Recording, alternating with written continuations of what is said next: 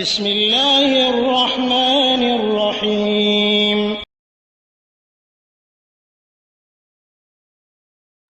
ওয়ালাইকুম আসসালাম ওয়া রাহমাতুল্লাহি ওয়া বারাকাতুহু। দুবাই থেকে মোহাম্মদ সাইফুল ভাই জানতে চেয়েছেন যে হিজড়ারা কিভাবে সমাজে চলতে পারে ইসলাম অনুসারে, কোরআন ও সহিহ হাদিসের আলোকে জানতে চেয়েছেন। জি সম্মানিত ভাই, হিজড়া এটি আসলে এমন একটি শব্দ আমাদের দেশে ঘৃণিত হয়ে গেছে, কিন্তু আল্লাহ তাআলার সৃষ্টি, এখানে ঘৃণার কিছু নেই।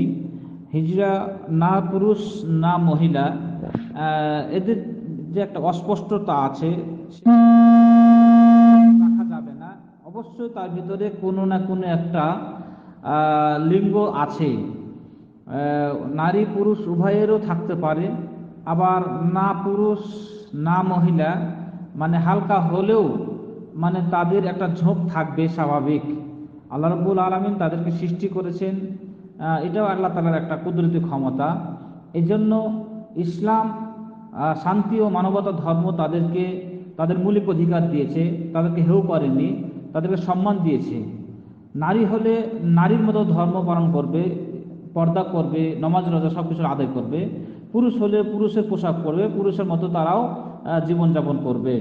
অবশ্যই তাদের ভিতরে একটা চিহ্ন আছে, না পুরুষ না মহিলা, তাদের ভিতরে অবশ্যই একটা বিশেষত্ব আছে, এটা বোঝা যায়। কিন্তু বর্তমানে এই হিজড়ারা ইনকামের জন্য, ব্যবসার জন্য তারা কি করে, পুরুষ সঙ্গ যেটা আছে, পুরুষের যেটা আছে সেই অন্ডকোষটা বা পুরুষের এই লিঙ্গটা সেটাকে কেটে ফেলে দেয়, অপারেশন করে কেটে ফেলে পুরুষ মেয়ে সেজে যায় এবং সেটা তারা ইনকামের সোর্স হিসাবে গ্রহণ করে বর্তমানে। তো এটা আসলে ইসলামে জায়েজ নয় যে ব্যবসার উদ্দেশ্যে অঙ্গহানি করা, অন্ডকোষ কেটে দেওয়া বা লিঙ্গ কেটে দেওয়া, সেটা ব্যবসা করবে, এটা ইসলামে জায়েজ নয়। তো বর্তমানে যেটা ব্যবসার উদ্দেশ্যে করা হচ্ছে এটা হারাম ইসলামে। অবশ্যই তাদের ক্ষেত্রে মানবতা আছে, তাদেরকে সম্মান আছে। অবশ্যই সেই সম্মান, তাদের যে মৌলিক অধিকার সেটা ফিরিয়ে দিতে হবে।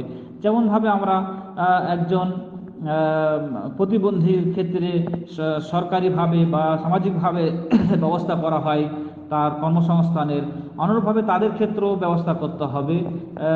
তাদেরকে হেয় করা যাবে না।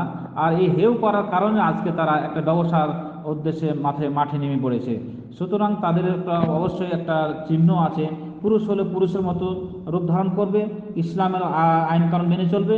আর নারীর দিকে যদি ধাবিত হয়, তাদের তাদের নারীত্ব যদি বোঝা যায়, তাহলে অবশ্যই সে নারীর মতো পর্দা করবে, আর নারীর মতো নারীদের যে বিধান বলা হয়েছে ইসলামে সেটা তারা পালন করবে।